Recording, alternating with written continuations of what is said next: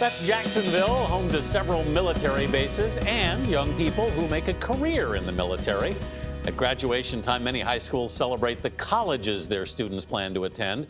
But some districts are also honoring graduates who decided to enlist in the service. CTM correspondent and CBSN anchor Vladimir Duthiers has the story of a group that's honored high schoolers heading into uniform for a decade. So, Anthony, Our Community Salutes is that organization, and it's brought a brand of celebration to students who are typically unheralded for choosing the military over college. We were at the latest ceremony last night in Central New York, where students from 45 school districts were represented. It's about a week before graduation at New York's Windsor Central High School. Oh, say does that star-spangled... But this pomp and circumstance is solely intended to highlight students set on careers in the military. I think it's great for the ceremony to happen because there's not a lot of representation in the schools, but here this is what it's all about. It's completely for us. We're recognizing you for what you're about to do.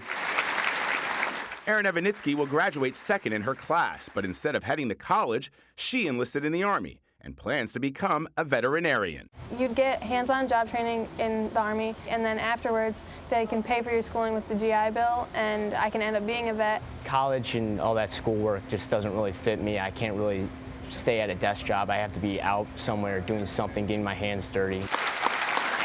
Dominic Mastronardi and Caillou Olson are headed to the Marines. I chose the Marines. I wanted to challenge. I want to be part of a brotherhood.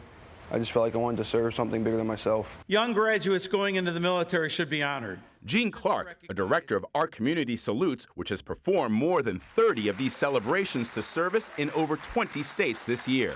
I hear from veterans all the time, well, they never did this for me when I went in the service. And my response is, no, they didn't do it when I went in the service either. But wouldn't it have been wonderful if they had?